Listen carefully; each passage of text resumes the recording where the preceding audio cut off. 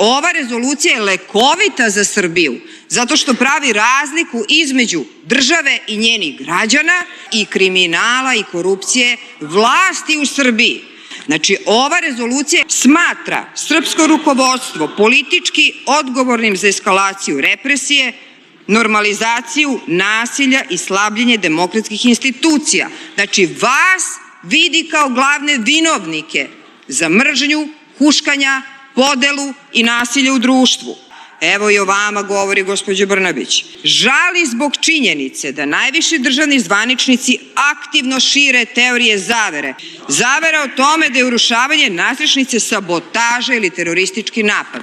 Šireći skandalozne gluposti da je pad nadstrešnice sabotaža. Sramota. Je mnogo važno da građani čuju, naročito studenti. Vaš Vučić sva ova pomilovanja onih koji su bili optuženi za pokušaj ubistva, evo i on se našao ovde, osuđuje proizvoljno korišćenje predsjedničkih pomilovanja za pojedince, osuđene ili procesuirane zbog nasilja nad studentima i drugim građanima, smatrajući da takve akcije predstavljaju direktno mešanje u pravdu i ozbiljno potkopavanje vladavine prava.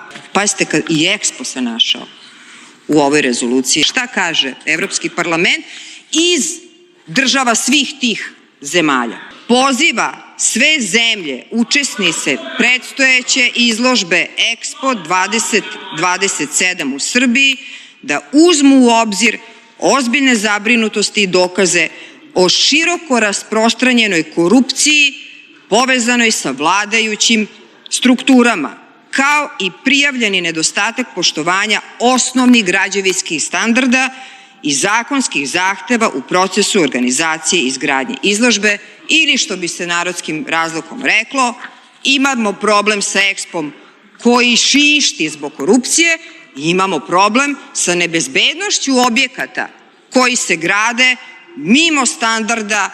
Znači, ova rezolucija poziva na individualne sankcije i brati Vučić, i Brnabić, i Mali, i vašim Zbiljićima, i vašim Petrovićima, i vašim Milenijumima, i vašim Konkord vestima, i svim vašim delovima organizovane kriminalne grupe, čija je Srpska napredna stranka političko krilo i zbog čega ćemo mi iz Stranke slobode i pravde uvek i nadalje insistirati da kao takva mora da se zabrani.